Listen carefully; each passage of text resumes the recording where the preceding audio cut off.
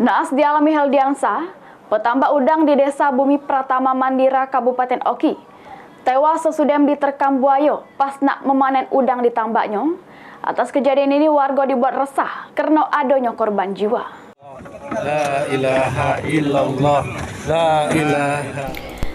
Tragis yang dialami bernama Heldiansa, 44 tahun, warga jalur 92 Desa Bumi Pratama Mandira, Kecamatan Sungi Menang, berprofesi penambak udang, ditemukan warga tewas sekitar 1 km dari lokasi tambak miliknya gara-gara diterkam buaya.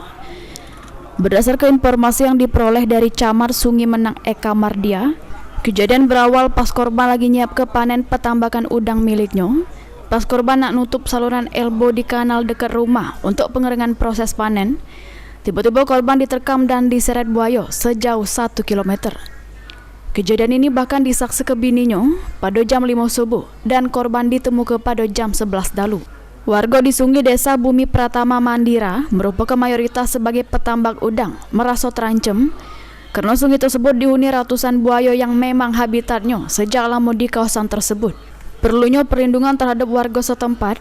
Sekretaris Daerah Oki, Muhammad Refli, meminta supaya warga sekitar untuk mengurangi aktivitas di dekat sungai meskipun mereka lagi proses panen tambak udang, dan bakal segera berkoordinasi dengan Balai Konservasi Sumber Daya Alam dan dinas terkait guna menindaklanjutinya.